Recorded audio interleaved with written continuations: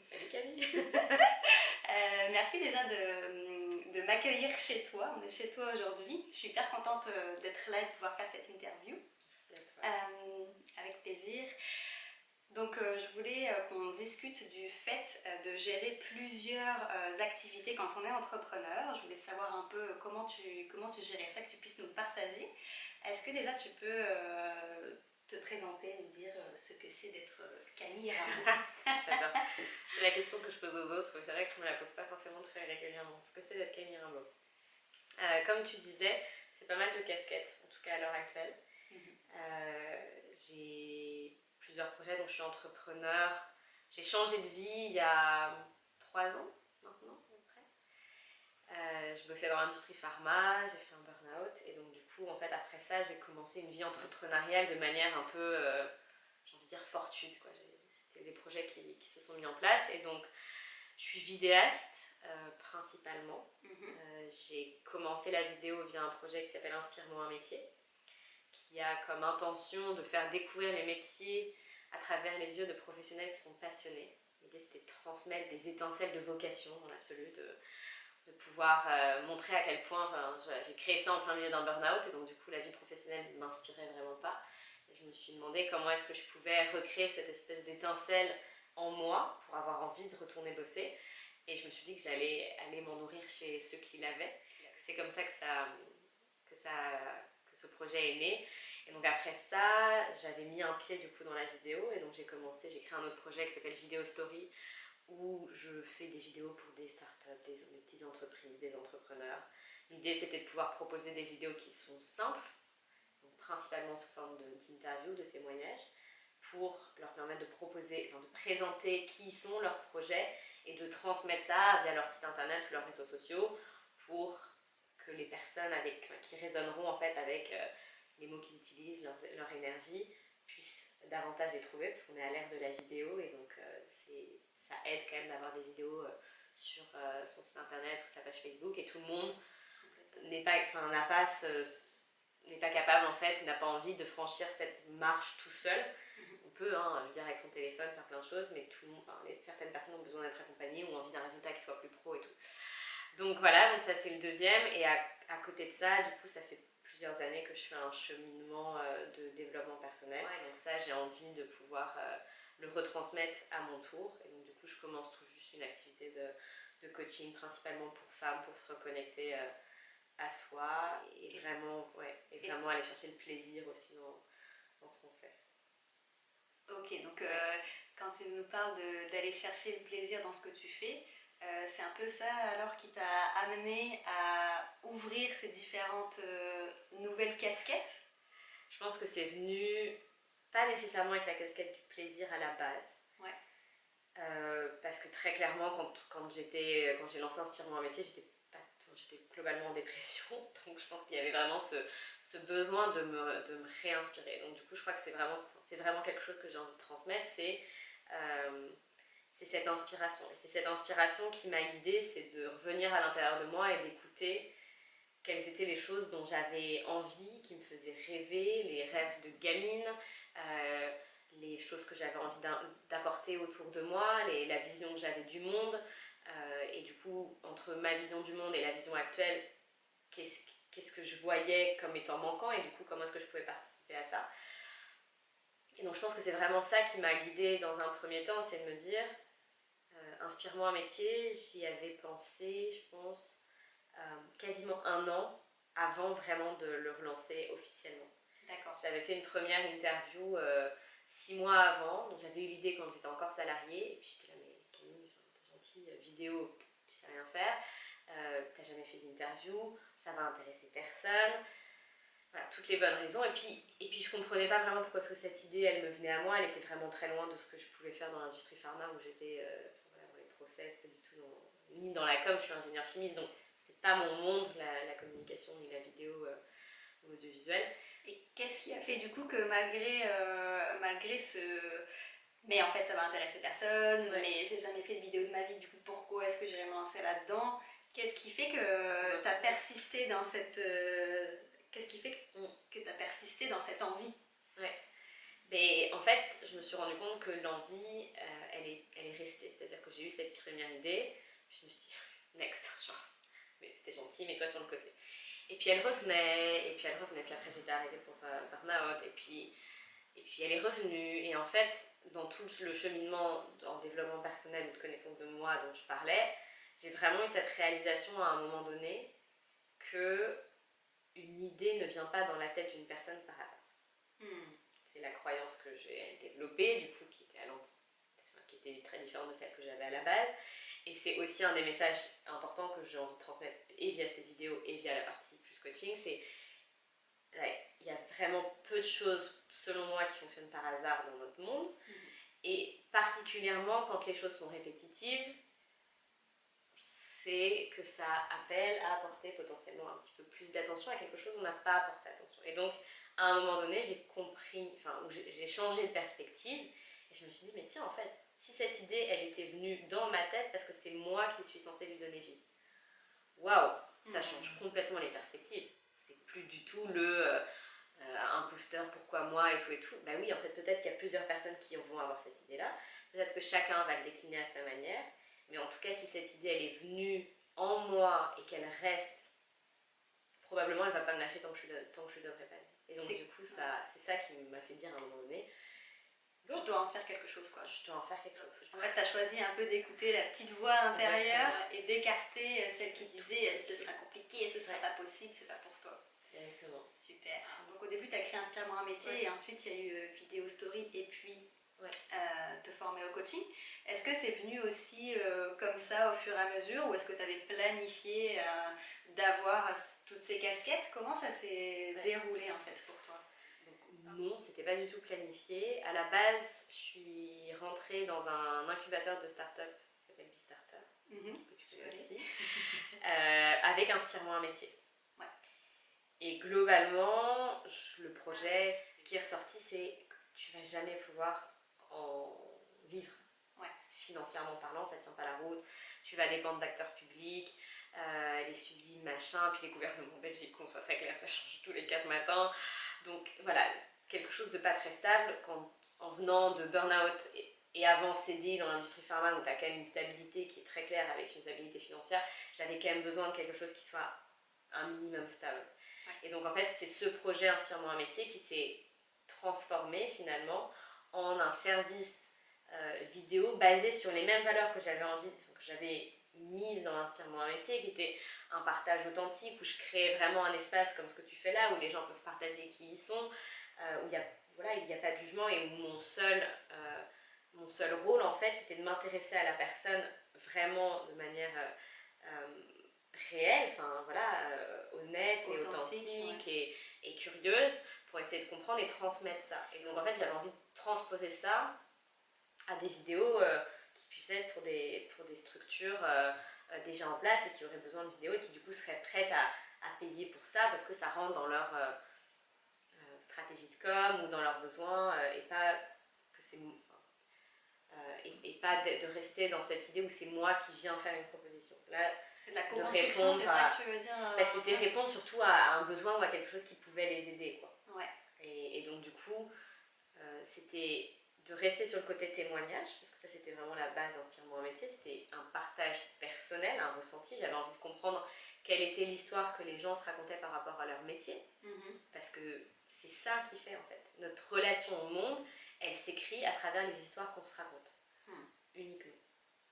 Tu peux vivre 25 choses différentes de la même manière et vivre une chose et 25 perspectives différentes. Et donc du coup, pour moi, une fois que j'avais compris ça, je m'étais rendu compte que, en fait, un couple entre un métier et une personne, ça demandait la même réflexion, le même réenchantement que potentiellement un couple, et que c'était quelque chose qu'on choisissait, et que le fait que le couple métier ou le couple réellement, dans la vie plus personnelle, fonctionne, allait dépendre de ce qu'on se racontait par rapport à ça.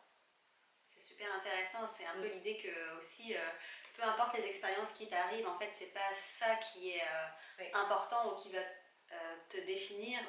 C'est vraiment qu'est-ce que t'en fais, qu'est-ce que tu te dis à propos de ça et comment tu le cultives en fait. Ok, il y a ça, qu'est-ce que t'en fais après, vers où t'as envie d'aller avec ces expériences qui sont au final un peu en dehors de ton champ de contrôle finalement, il y a des choses qui t'arrivent sans que tu puisses en faire quoi que ce soit.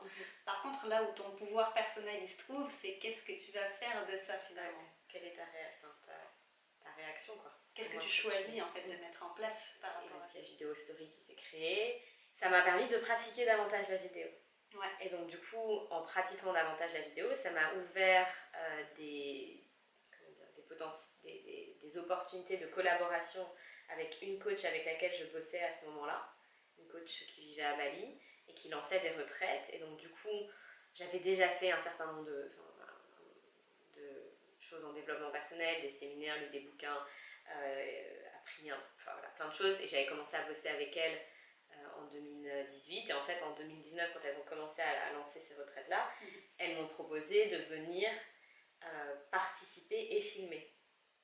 Et donc super. Du coup, c'est comme ça aussi que la partie plus finalement coaching est revenue à moi, dans le sens où j'étais en même temps à l'intérieur de l'expérience, en même temps à l'extérieur parce que je filmais, en même temps j'ai commencé à travailler avec elles de manière, j'ai envie de dire, privilégiée et à être une partie de leur équipe en fait. Et en fait, elles me proposent de rentrer au fur et à mesure plus dans une position de coacher avec elles dans la structure qu'elles sont en train de monter. Et c'est ça qui m'a donné, en fait, elles m'ont mise dans une position mais en fait, cette posture, tu l'as déjà. Et c'est vrai que on est toujours venu à moi, j'ai toujours pris naturellement, avec les déséquilibres que ça peut du coup engendrer, cette posture.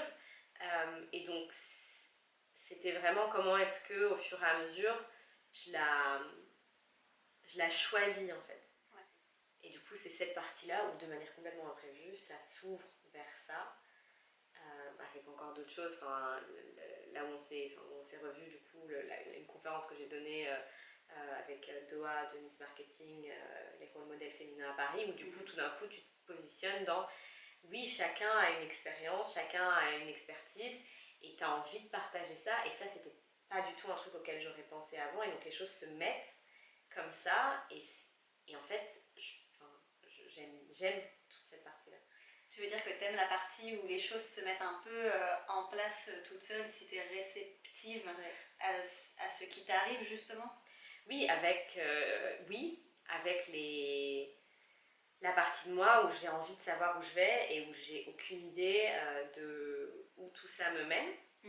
Et donc du coup ça me demande un lâcher prise immense par rapport au fait que je suis pas encore à un stade où mon statut d'entrepreneur me permet d'être indépendante financièrement. D'accord. Donc je suis vraiment encore sur le chômage. Donc il y a toute cette partie là où tout d'un coup tu te dis c'est cool, il y a plein de projets qui s'ouvrent, mais il est quand même à un moment donné où il va falloir que ça rentre davantage d'argent, parce que j'ai besoin de vivre de ça, et c'est pas juste quelque chose que je crée à côté parce que je trouve que c'est kiffant.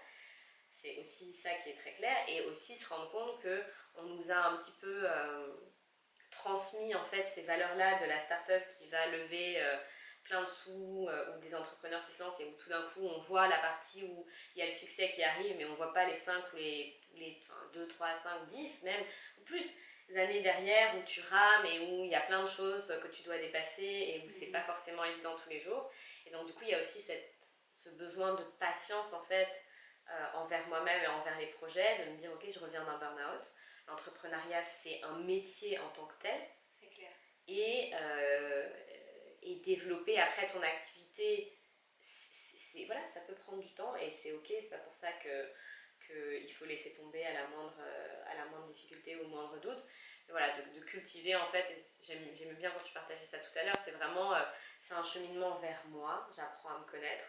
Tu parles de l'entrepreneuriat là ? C'est un chemin vers soi, ouais, c'est ça qu'on disait tout à l'heure. Et donc, du coup, c'est ça que ça m'apprend en fait. Et à travers ce que je vis dans l'entrepreneuriat ou ce que je vis personnellement, les deux se nourrissent. Et ce qui en naîtra, la majorité du temps, j'en sais rien. Ouais. Ah, c'est hyper intéressant. Et du coup, ce que j'entends en fait, c'est qu'au fur et à mesure que tu avances, il y a des choses qui t'arrivent et du coup, tu les inclus dans ton projet d'entrepreneuriat. Et du coup, c'est quoi l'élément ou la question que tu te poses, ou je sais pas comment tu fais, où tu places le curseur en fait pour savoir si tu décides d'aller Mm. dans telle ou telle direction.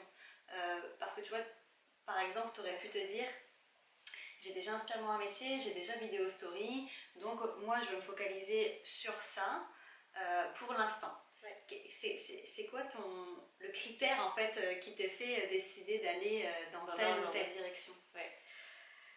Bon, alors déjà, je pense qu'il y a un critère de base qui est que c'est très compliqué pour moi de faire une seule chose à la fois. D'accord. C'est pas vraiment dans mon fonctionnement. J'ai toujours été sur des jobs, même quand j'étais dans l'industrie pharma, où j'étais sur plusieurs projets avec des interactions avec beaucoup de personnes en même temps, et j'ai besoin en fait de cette de nourriture diverses et variées qui soient différentes. Du coup, est-ce que tu te reconnais un peu dans le profil zèbre, multipotentiel, etc., qui aime bien avoir plusieurs casquettes? Oui, oui, Ouais. j'ai lu un certain nombre de bouquins dessus, ça a été un peu une révélation, et à un moment donné, je me suis dit, mais tout le monde est comme ça. Et ces bouquins-là, des choses que j'ai pu lire ou des discussions que j'ai pu avoir avec des gens qui étaient vraiment, pour le coup, diagnostiqués HP, parce que j'ai pas fait les tests, je me suis dit, en fait, waouh, genre, non, tout le monde n'est pas comme ça, avec les lignes qu'on peut mettre dessus, parce que en lisant ça et en ayant l'impression de se reconnaître, genre, quasiment partout, je me dis, mais c'est trop général, ça inclut toute la population. Et en fait, à un moment donné, tu te rends compte que non, pas du tout. Et donc, du coup, oui, je pense que ça, c'est Enfin, le fait, donc, cette manière de vivre, de fonctionner, fait que c'est très compliqué pour moi d'être sur un projet à la fois. Pas que ce soit, du coup, le plus efficace, mais donc, pour répondre à ta question, comment est-ce que j'ai fait ces choix-là, je pense qu'il y a un premier... Donc, le premier choix, c'était parce que, financièrement parlant, j'avais besoin que ce projet puisse m'amener quelque part. Donc là, c'était vraiment un choix de... c'est cool d'être entrepreneur, le concept est sympa, mais c'est aussi important de pouvoir passer du temps à développer un projet où il y a un potentiel financier. Clairement. Donc ça, c'était la première partie. Et après, pour le reste, au fur et à mesure, il y a vraiment cette notion de plaisir qui s'est remise dans ma vie suite à certains événements perso, vécus personnels, où je me suis rendu compte qu'en fait, j'approchais pas ma vie en général sous l'angle du plaisir. Voilà, et je vais faire vidéo story parce que j'ai besoin de gagner de l'argent. Est-ce que ça me fait kiffer de faire ces vidéos-là? Voilà. La réponse n'est pas forcément toujours oui. Et en même temps, est-ce que notre vie peut être faite que de plaisir? Tu sais pas tant que tu tombes pas. Ouais. Bah alors moi, j'ai un avis qui n'est pas encore arrêté là-dessus, mais en tout cas, je ne pense pas qu'on puisse avoir une vie où on ne vit que des émotions agréables. Donc j'ai un peu ce point de vue que oui, bien sûr, le plaisir doit complètement faire partie des critères de décision. Ouais. Mais par contre, je pense que c'est aussi intéressant d'accepter que les difficultés arrivent, que les émotions moins agréables arrivent et que ça fait partie du cocktail et qu'au final c'est ça la vie. Et finalement, même les expériences dites désagréables ou les émotions dites douloureuses apportent toujours quand même quelque chose, et au contraire de les accepter et de les inclure dans le jeu global fait qu'on va paradoxalement beaucoup plus profiter des expériences agréables. Ouais. C'est un peu le point de vue que j'ai pour l'instant. Après voilà, c'est pas arrêté, mais et je pense que tu disais tout à l'heure aussi qu'il y a un certain nombre de choses qui arrivent et qui sont dans notre contrôle. Ouais. Je pense que c'est aussi ça, c'est-à-dire que pour moi, ce côté plaisir, c'est une philosophie de vie, c'est-à-dire c'est à chaque choix que je fais, et ça ne veut pas dire que ça va définir 100% de ma vie, mais ça veut dire, c'est vraiment cette approche-là de me dire, je fais ça, et est-ce que ça me fait, d'amener cette conscience du plaisir, et de voir, quand tu l'amènes, comment est-ce que ça teinte différemment ton expérience. Et donc en fait, ça peut pas nécessairement tout changer, mais c'est juste de se poser cette question-là, et de se dire pourquoi est-ce que je fais les choses, souvent parce que tu viens d'un conditionnement à la base qui était je dois faire, où on attend de moi, où je pense que voilà, et pas de mais en fait ça me fait plaisir de le faire. Et donc en fait cette question elle venait même pas, et quand j'ai écrit la conférence, en fait je me me suis dit, mais merde, t'es encore en train, je parlais de plaisir, t'es encore en train de revenir sur un truc où t'es obligé d'écrire. La conférence est à telle date, donc tu dois avoir ton speech de prêt, donc tu te fous la pression pour écrire, et donc du coup tu es en train de transformer une expérience qui pourrait être plaisante en un cauchemar. Surtout que si j'ai bien compris, c'était un désir de ta part à la base de faire des conférences. Oui, mais j'avais aucune idée du sujet. Ouais. Et l'opportunité est arrivée, ouais. Et au final, au moment de le faire, tu te prends encore la tête. Et en plus, le sujet a été lié de cette approche-là du plaisir. Et donc, c'est un non-sens. Ouais. Et donc, du coup, rien que le fait de changer de perspective et de se dire, ok, comment est-ce que je peux approcher cette tâche, cette expérience, ce truc, sous l'angle du plaisir, change tout. Du coup, c'est vraiment lié à la représentation qu'on a des choses. Et donc, du coup, je me suis reconnectée à pourquoi est-ce que j'avais envie de faire des conférences en général ou cette conférence-là en particulier. En quoi le sujet m'excitait dans une certaine mesure. Et je suis allée chercher ça, quoi. En quoi ce serait un kiff pour moi, en fait, de rappeler qu'il y a une motivation profonde qui est derrière. Ouais. Du coup, j'en parlais hier avec une amie, c'est vraiment le why de Simon Sinek. C'est de se rappeler quand on a un moment où, et j'en ai besoin encore au quotidien, hein, mais là quand tu fais plusieurs projets, il y a des moments où c'est pas évident de garder en tête les why de tous les projets. Est-ce qu'ils sont similaires ou pas? Oui, potentiellement, mais de garder cette motivation-là et cette question-là de comment est-ce que tu pourrais aborder cette situation-là de manière plus plaisante, légère, joyeuse, ce qui se regroupe, hein, est vraiment important. Et aussi pour rebondir, parce que le plaisir est un peu connoté à quelque chose de très rapide et intense, parce qu'on lit souvent au côté plaisir sexuel, ou plaisir avec de la nourriture ou un truc comme ça. Enfin, voilà, on fait souvent, on va se dire, on fait un truc qui nous fait plaisir, mais souvent c'est quasiment comme si c'était de la satisfaction immédiate. Voilà. Ouais. Et donc du coup c'est un peu ce qu'on a voulu mettre sur le plaisir en général. Quelque chose c'est un peu le péché, quoi. Et comment tu le vois, toi, alors Et du coup, je vois ça comme quelque chose de beaucoup plus comme un état d'esprit davantage, même un état corporel. Et donc du coup, c'est pas quelque chose qui est sur le court terme.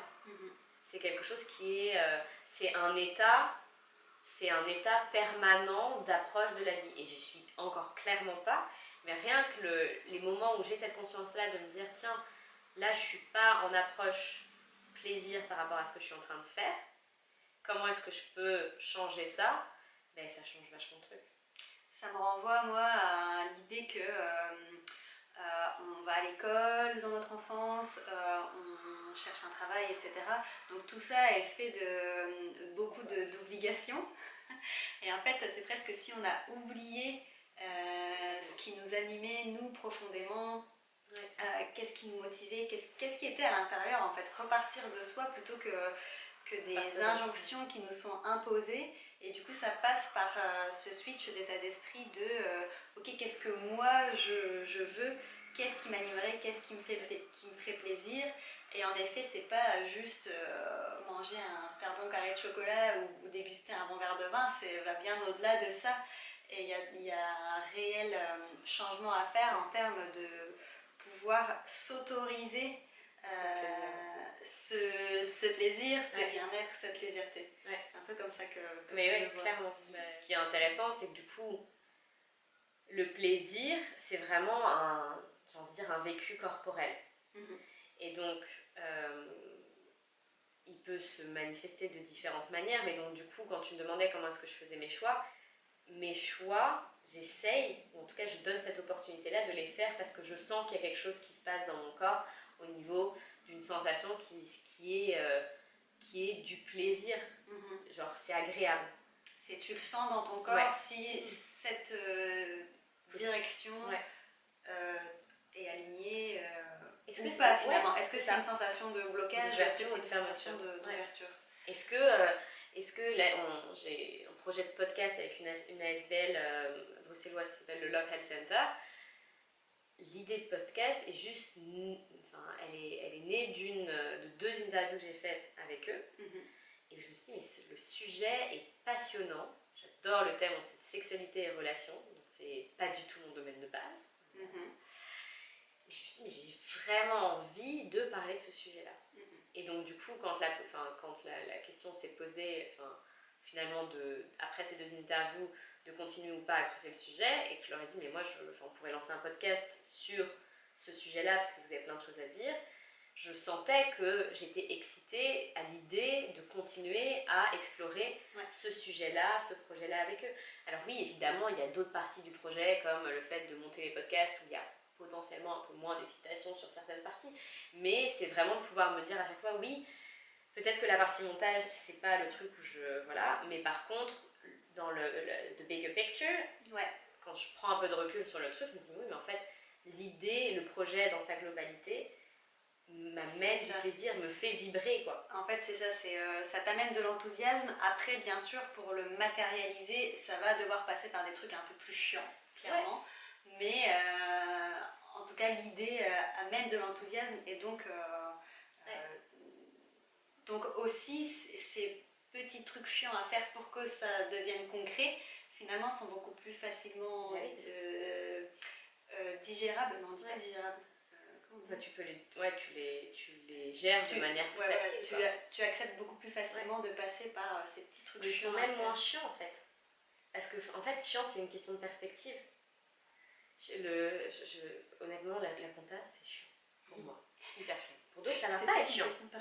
Mais complètement, pour d'autres, ça va pas être chiant. Et une des dernières fois que j'ai fait ma compta, truc d'entrepreneur, je me suis dit, mais tiens, mais en fait, si tu voyais ça comme quand tu étais gamine et que tu adorais jouer à la marchande.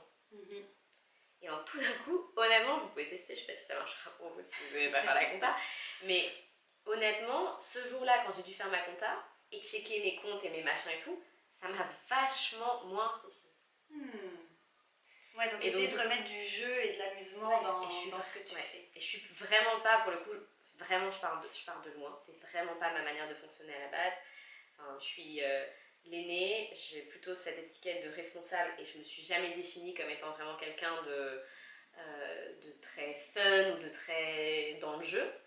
Donc c'est vraiment, je dis ça, mais c'est possible d'amener des perspectives complètement différentes, même quand on avance en âge en fait. Tu vois. On n'est pas très vieille, mais de changer de perspective sur le fait que oui, je peux apprendre maintenant à aborder la vie de manière plus joyeuse, plus ludique, plus légère, plus plaisante, même si c'est pas la manière avec laquelle je me lie naturellement à la base à la vie. C'est un peu ce que tu disais tout à l'heure sur tout dépend en fait des histoires qu'on se raconte.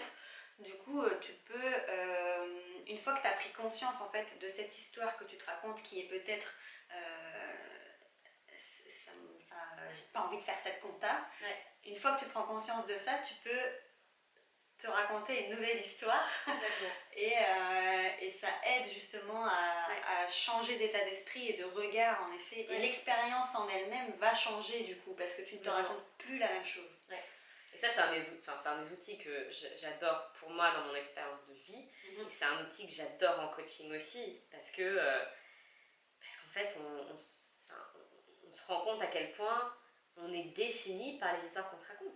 Complètement. Et donc, du coup, si tu décides de changer l'histoire, tu changes qui tu es. En tout cas, ça conditionne complètement comment tu vas te sentir. Mais le truc, c'est que comment tu te sens impacte comment tu es perçu, qui va impacter les opportunités que tu vas avoir dans la vie. Et tout ça, c'est un cercle. Si tu tires la gueule à longueur de journée, les gens, probablement dans la rue, ils vont pas forcément te sourire. Et même si, en tous les cas, tu as des opportunités, tu serais même pas forcément en état de les repérer. Et si tu as l'impression que... Et je pense que c'est un des trucs là, qui me vient dans la vie d'un entrepreneur où on se dit, mais parfois, il y a tellement d'étapes, il y a tellement d'embûches aussi, ou pas, ça peut être fluide, je souhaite à tout le monde que ça soit fluide, mais il y a quand même un certain nombre de trucs, de blocages, que ce soit personnellement ou au niveau du boulot, à dépasser. Et donc si on est capable de se raconter, j'ai envie de dire, comme on peut appeler the hero's journey, ou le cheminement de l'héroïne ou du héros, et de se dire, oui mais en fait, je peux me raconter déjà comme on fait dans les films en fait, où on raconte le début un peu chaotique et puis après on voit la success story, de se dire, mais en fait tiens, est-ce que je suis capable de poser cet œil déjà conscient et qui est capable de prendre de la distance sur tout ce que je suis en train de vivre, et comment est-ce que tout ça, je peux déjà lui donner un sens, même si potentiellement le sens n'est pas encore matérialisé dans la vie réelle. Et donc tout ça, en fait, et avec les côtés positifs, hein, j'ai envie de dire, ça peut s'utiliser de plein de manières.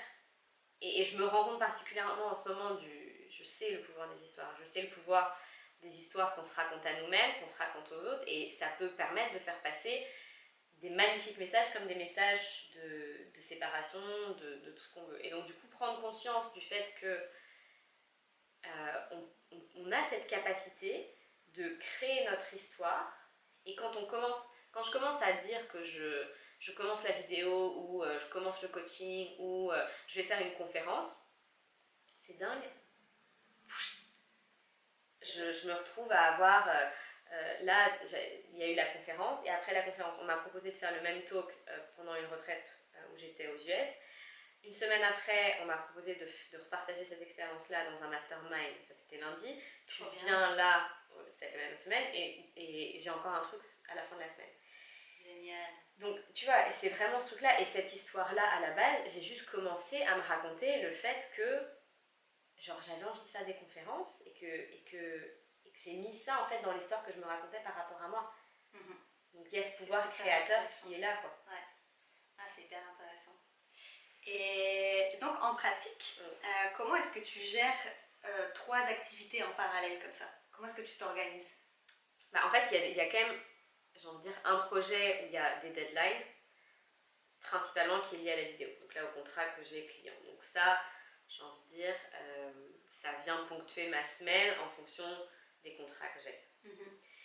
Et un peu, là, ce qui me vient, c'est cette image de, tu prends un récipient et tu mets les grosses pierres d'abord, et puis les plus petites pierres, et puis les toutes petites pierres, et puis le sable, et puis l'eau. Ouais. J'essaye, entre guillemets, de faire que les contrats que j'ai et les choses avec des deadlines, du coup, ça soit ça que je mette en premier. Après, on parlait un peu tout à l'heure du fait que je suis aussi très douée à procrastiner. Donc, voilà. Et après, en fait, les choses se développent à côté. Inspire-moi un métier depuis la rentrée. Là, j'ai 3 autres nanas qui viennent de rejoindre le projet. Ouais, génial. Donc ça, c'est cool. C'est vraiment super chouette. Et donc là, on s'est fixé en fonction des disponibilités, le mardi et le jeudi, comme étant des jours où on sait qu'on est relativement dispo toutes pour pouvoir bosser ensemble sur le projet. Ouais. Donc ça, c'est en train de se mettre en place. Donc, parce qu'avant, je gérais mon emploi du temps comme je le voulais. Donc du coup, c'est pas qu'il n'y avait pas d'organisation. Je peux pas vraiment j'avais pas genre les matinées sur un projet et les après-midi sur un autre. Je jonglais en fait en fonction de ce que je te disais, des deadlines clients, et en fonction de ça, je venais mettre le reste autour. D'accord. Donc ça, c'était un peu l'organisation, mais du coup, vu que c'était que moi, et là maintenant, avec le projet et le fait qu'il y ait des filles qui soient dans le projet, il y a besoin de mettre une structure où, genre, certains jours, ils sont bloqués pour ça. Ça ne veut pas dire que si j'ai un truc à rendre, je ne bosserai pas sur le projet que j'ai à rendre ces jours-là, mais au moins, on crée ensemble une structure, une routine qui nous permet de savoir qu'on va bosser, qu'on a au moins cet espace-là pour bosser sur le projet à ces dates. Et je reviens aussi sur une notion. Au final, donc vidéo story et Inspire-moi un métier, on voit très bien le lien entre les deux.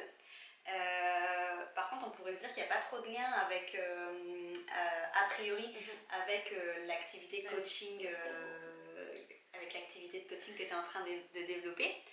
Au final, le fil rouge, quand on a plusieurs casquettes, c'est soi, finalement. Et donc moi, je vois très bien le lien entre les choses parce que tu as beaucoup parlé de plaisir dans le développement de son activité entrepreneuriale. Et donc pour moi, le coaching, c'est aussi une manière d'amener plus de bien-être, plus d'épanouissement, etc. Et en fait, on comprend très bien le lien à partir du moment où on regarde le fil rouge à partir de toi. Parce que finalement, oui, les vidéos et le plaisir à la base, ça n'a pas grand chose à voir, sauf que toi, tu as fait ça par inspiration, et donc évidemment, ça se rejoint quand on parle de toi, quoi, finalement. Ouais, et en fait, il y a vraiment plein de liens. C'est vrai que je sais pas si ils se perçoivent de l'extérieur, peut-être pas, mais en fait, Inspire-moi un métier, à la base, c'était faire ressortir la passion chez les gens passionnés en vidéo. Donc c'était déjà finalement pas une forme de pour moi une certaine forme de coaching dans le sens où tu amènes les gens par des questions à accéder à des parties d'eux-mêmes qu'ils n'ont pas forcément, comment dire, qui dévoilent pas nécessairement sinon. C'est-à-dire que tu peux aborder ton métier de tellement de manières différentes et en fait en fonction des questions que tu vas poser, tu vas permettre aux gens d'accéder à différentes parties d'eux-mêmes, ce qui est pour moi un des outils du coaching. Et donc du coup il y avait ça et il y avait toute cette partie aussi que j'ai pas forcément encore développée mais qui m'a fait transitionner aussi déjà dans ma tête il y a quelques temps vers l'idée que j'avais envie d'utiliser la vidéo comme étant un outil de coaching, qui est tu peux t'observer en fait une fois que tu as été filmé. Donc, ce que j'avais envie de faire, c'était de faire des séances de coaching où on allait explorer les passions, on allait explorer ce qui nous fait vibrer pour que ce soit créer un projet entrepreneurial ou juste retrouver du sens dans son boulot ou dans autre chose, et de pouvoir filmer les gens et de pouvoir leur permettre de se rendre compte à quel point est-ce qu'ils pouvaient changer d'aura ou d'énergie, de non-verbal en fonction des sujets qu'on allait aborder. Et donc du coup en fait tout ce cheminement-là, la vidéo et le fait de mettre les gens en valeur, d'aider les gens à avoir leur valeur, d'aider les gens à se raconter une histoire qui leur donne plus de pouvoir, c'était déjà là en fait à la base. Ouais. Et donc maintenant c'est juste à un moment donné de me dire j'ai aussi envie d'autoriser les choses qui viennent de l'intérieur de moi et qui me mettent en joie à être indépendamment de ce que l'extérieur peut bien en penser. C'est une chouette philosophie, je pense. avec tout ce que ça génère. Enfin, une des choses qui peut venir dans l'entrepreneuriat, mais je pense particulièrement dans cette partie accompagnement, c'est le côté, ou dans le fait d'écrire, ou dans le côté créatif, c'est le syndrome de l'imposteur. Et je pense qu'il y a, enfin voilà, c'est peut-être un peu ma bulle en ce moment, c'est ce que je dois expérimenter. Ok. Et c'est vraiment de pouvoir se dire quelles sont les règles auxquelles on a obéi. Ouais, et quelles sont les règles du jeu auxquelles on a envie de jouer. Comment je dessine mes propres règles en fait. Ouais, ou juste de pouvoir prendre conscience des règles qui sont définies par notre environnement et de savoir si on est ok de les respecter. Donc pour vivre en société, il faut des règles. Pour pouvoir lancer un business, dans l'absolu, il y a certaines règles à respecter. Tu peux être aligné avec ces règles-là ou pas. Et en fonction de ça, de dire est-ce que tu veux définir tes propres règles à toi ou pas. Si tout d'un coup on change, je sais pas, on enlève le code de la route, est-ce que je pense que c'est bénéfique par rapport à la situation ou est-ce que je pense que ça va la rendre encore plus compliquée? Et là c'était la même chose. Est-ce que pour pouvoir lancer tel ou tel projet, j'ai besoin d'avoir telle ou telle expérience, tel ou tel diplôme, voilà, tout plein de choses. Est-ce que ces règles-là, elles résonnent avec moi ou pas? Ou est-ce que j'ai envie de considérer que je suis aussi capable de créer mes propres règles? Parce que je pense que tant qu'on n'est pas capable de changer les règles, entre guillemets, du monde, on ne pourra rien changer. Ouais. Donc après, c'est évident et c'est à prendre avec énormément de... Même, je me le dis à moi, c'est bien de vouloir changer certaines règles. Il faut pouvoir aussi assumer les conséquences, ce que ça veut dire à la base. Mais quand tu veux changer quelque chose, tu es obligé de changer les règles du jeu, sinon le jeu reste le même. Parce qu'en fait, il y a beaucoup de règles qu'on se fixe juste par rapport à nous-mêmes. C'est clair. Et en fait, il n'est pas nécessaire d'avoir... comment dire, par rapport par exemple à la médecine, il y a des miracles tous les jours de gens qui guérissent, le truc qu'on ne comprendra jamais. Pour autant, ça définit une règle par rapport à une situation individuelle. Et ça ne sera jamais une règle qui sera générale. Ouais. Et pourtant, elle n'en est pas moins juste et réelle et vraie. La vérité, c'est une question de perspective. Mais voilà. Et donc, du coup, c'est vraiment cette idée-là de se dire... Et on en revient sur les histoires. Quelles sont les histoires que je me raconte, dans quelle mesure elles m'impactent moi, dans quelle mesure elles me donnent, elles me font me sentir bien, elles me permettent de me réaliser, de du coup faire des choses qui me passionnent, de vivre de mes passions, et dans quelle mesure elles impactent le monde qui m'entoure. Et donc c'est là où c'est vraiment hyper intéressant de trouver et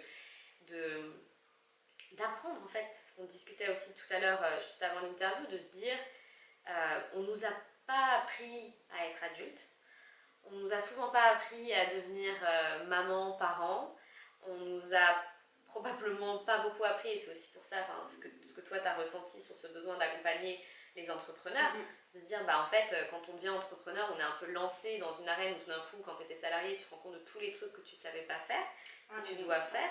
On ne nous a pas appris, par exemple, à poser un cadre pour pouvoir s'organiser, travailler par nous-mêmes.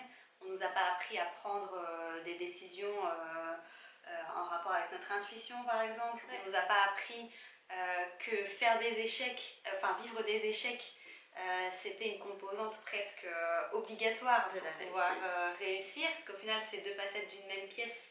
Tu ne peux pas réussir sans avoir raté, quelque part, c'est le chemin nécessaire pour. Donc oui, tout ça, en particulier en France et en Belgique, en tout cas, on est complètement en dehors de la mentalité entrepreneuriale, quoi. Et donc, il y a vraiment de nouveau un switch mindset à mettre en place et s'autoriser à rater, s'autoriser à se lancer dans la vidéo alors qu'on connaît rien à la vidéo, et c'est comme ça qu'on apprend. S'autoriser du coup à pas être parfait dès le début, voilà, tout ça c'est des règles intérieures qu'on change. Et du coup je pense que c'est vraiment quelque chose qui est important quand on veut avancer, c'est de pouvoir, finalement c'est des règles, c'est des schémas de croyances, on peut mettre plusieurs mots dessus, on a plein de croyances collectives, on a plein de croyances individuelles qui se traduisent sous forme de règles de fonctionnement ou de manière de se comporter, et donc voilà, c'est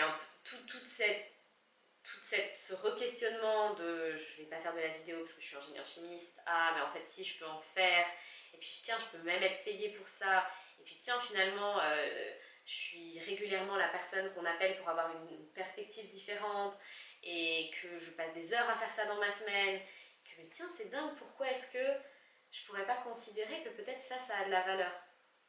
Ah tiens, parce que j'ai pas de diplôme de coaching. Ok, genre ça fait des années que je lis des bouquins, ça fait des années que j'expérimente les choses sur moi-même, et je prétends pas, j'ai envie de dire, être formée ou détenir une vérité. Je prétends potentiellement avoir certains outils qui permettent de voir les choses sous un angle différent, et ça me fait kiffer. Juste ça, tu vois. Et du coup, c'est complètement nouveau de pouvoir me dire, mais en fait, et si finalement c'était pas vraiment le monde qui m'entoure qui me bloquait dans quoi que ce soit que j'ai envie d'entreprendre, mais principalement moi. Complètement. Et donc du coup, what if je change cette histoire-là, et je me dis, mais en fait tiens là maintenant, autorise-toi à tester, et c'est par l'expérience que tu pourras de toute manière savoir si oui ou non c'est juste, si oui ou non ça te plaît, si oui ou non ça aide, ou tout ça. Ça me fait penser à une cliente qui va se reconnaître, je ne vais pas dire son prénom pour la confidentialité, mais donc en fait elle a un projet de reconnecter les gens à la nature, etc. Et en fait elle veut créer son premier atelier, et en le construisant, elle se dit mais en fait je vais plutôt le faire en ville, il y aura plus de monde, etc. Et en fait, comment dire, elle-même elle se dit sans s'en rendre compte que ça ne va pas être possible de le faire de la manière dont elle l'avait imaginé à la base. Et c'est assez marrant parce que c'est vraiment ce que tu disais, en mode se permettre, se dire que c'est possible, et y aller quoi finalement. On a abordé pas mal de sujets déjà. Qu'est-ce que tu aurais envie de donner comme conseil, qu'est-ce que tu aurais envie de dire aux personnes qui sont un peu dans ta situation avant que tu démarres Inspire-moi un métier, qui veulent entreprendre un projet qui les anime, qui les attire, vers lequel ils ont envie d'aller, mais qui a priori ne coche pas tous les critères d'un projet qui est dans les clous et qui pourrait réussir. Qu'est-ce que tu aurais envie de leur dire? Mais du coup, en fait, la première partie pour moi, c'est vraiment de se reconnecter à cette idée. Donc soit on est déjà hyper enthousiaste et on sait que cette idée est bonne et qu'on a envie de se diriger vers le fait de la réaliser. Donc là, tant mieux. Mais sinon, c'est juste de pouvoir se rendre compte, comme ce que je disais tout à l'heure, que si l'idée revient et qu'elle ne nous lâche pas, donc potentiellement peut-être s'autoriser à pas être sûr tout de suite, se laisser un petit peu de temps à voir quelles sont les idées qui passent dans notre tête, écrire, les noter, et puis voir, tiens, bah, c'est marrant, cette idée-là, ça fait 6 mois ou ça fait 1 an qu'elle me lance, qu'elle revient. Et de se dire que quand une idée vient à nous, comme je le partageais tout à l'heure, c'est pas par hasard et qu'on a probablement un rôle à jouer dans le fait de lui donner vie. Donc ça serait la première partie. Parce qu'une fois qu'on a conscience de ça et qu'on a conscience du fait qu'on a un rôle dans le fait que cette idée voit le jour, déjà, je trouve que c'est motivant parce qu'on voit l'impact qu'on va pouvoir avoir dans le fait de donner vie à cette idée-là. Après, dans la partie motivation, comment est-ce qu'on passe de « ok, c'est cool, j'ai une idée » à « je vais potentiellement me mettre en action et essayer de lui donner vie », la première chose pour moi, c'est d'en parler. C'est vraiment, je l'en parlais aussi tout à l'heure, c'est une idée, c'est là. Elle est déjà présente, elle a déjà une certaine forme d'existence dans notre conscient. Le fait de mettre des mots dessus, que ce soit éventuellement à l'écrit d'abord, mais surtout après à l'oral, permet de la définir et de lui donner vie à un autre niveau, qui est entre les deux, entre l'idée qui est juste dans notre tête, l'idée dont on va parler et l'idée qui va pouvoir se réaliser après. Parce que le fait de mettre des mots dessus permet de donner des détails quant à la réalisation de cette idée-là. Et en plus, ça donne vraiment cette opportunité d'attirer autour de nous des personnes qui pourront potentiellement nous aider à mettre cette idée en pratique. Et là, par exemple, comme je partageais tout à l'heure avec Inspire un métier, c'est un projet que j'ai lancé il y a 2 ans et demi, et je l'ai porté pendant hyper longtemps toute seule, j'ai même arrêté de le porter dans une certaine mesure, et en continuant à en parler, c'est ouf en fait, j'ai 3 personnes qui adorent le projet, avec lesquelles je m'entends super bien, où il y a une super belle connexion, plus que juste le projet, et si j'en avais pas parlé, ça serait jamais arrivé. Donc il y a toute cette partie-là. Et puis après j'ai envie de dire, on en parlait aussi tout à l'heure, il y a toute une partie de certaines étapes en fait dans l'entrepreneuriat qui est de potentiellement trouver un nom pour notre idée, voir l'état du marché, voir comment est-ce qu'on a envie de se positionner. Ou du coup, tu as plein d'étapes par lesquelles on te conseille de passer. Tu peux complètement décider de pas les écouter. Et heureusement qu'il y a certains entrepreneurs qui ne se sont pas arrêtés sur le fait qu'il y avait potentiellement de la concurrence sur le marché ou que ceci ou cela n'était pas soutenu parce que finalement, ou qu'il n'y avait pas de marché. Il y a plein de gens où ils ont lancé une entreprise à un moment donné où il n'y avait pas de marché, donc du coup c'était un peu voué à l'échec, et s'ils avaient écouté les gens, ils auraient complètement arrêté, et 6 mois après, le marché boomait, et donc du coup il y avait une success story magnifique. Donc je crois qu'il y a vraiment besoin, une fois qu'on met en pratique, de croire suffisamment dans son projet, parce que évidemment il va être challengé, plus on le met à l'extérieur, que ce soit verbalement ou dans la matière, dans le fait de le construire, plus il va être challengé. Mais du coup de pouvoir, j'ai envie de dire, aller regarder les différentes étapes et j'ai envie de dire, se donner le temps, quoi. On a tendance un peu à vouloir rusher ce lancement entrepreneurial. Bah non, ça peut prendre du temps, et donc de pouvoir s'autoriser à faire les différentes étapes en essayant de chercher aussi à être accompagné ou à pouvoir faire aussi comme tu le fais, partager des expériences avec des personnes qui sont passées là, par là, et éviter de se prendre tous les murs si on n'est pas obligé de se les prendre tous. Après, comme ce que tu disais aussi, on apprend de nos échecs, donc on n'est peut-être pas obligé de tous les faire, mais imaginer un parcours où on n'en aurait aucun, ça serait complètement utopiste selon moi. Donc voilà, donc ça serait un peu jongler entre les différents niveaux auxquels on peut donner vie à un projet, donc au niveau des idées, au niveau de la parole, et après mettre en place des petites actions quotidiennes, pour se mettre en mouvement, se mettre dans l'action et valider de plus en plus, comme je disais tout à l'heure, donner de la substance de plus en plus, la concrétiser, la voir se manifester dans la pratique. Et c'est un cheminement qui prend en effet du temps et qui requiert de la patience, mais l'idée c'est toujours d'être en mouvement, avancer un petit pas après l'autre. Et de garder cette idée de plaisir. Si à un moment donné, il n'y a aucun aucun plaisir dans la réalisation de l'idée, c'est aussi un super bon moyen pour tester, parce qu'on peut être enchanté dans notre tête, puis après quand on commence à en parler, on se rend compte qu'on n'arrive pas du tout à trouver un pitch où on est nous-mêmes emmenés par notre histoire et où on est animé quand on en parle. Et si après, quand on essaye de la réaliser dans la pratique, c'est un cauchemar et on ne prend aucun plaisir, bah c'est aussi pouvoir, je pense que c'est aussi ça l'entrepreneuriat, c'est de pouvoir se dire une idée, elle peut très bien voir le jour, complètement être un succès. Une idée peut voir le jour, puis après être entre guillemets, s'arrêter là. Et une idée peut potentiellement ne même pas voir le jour.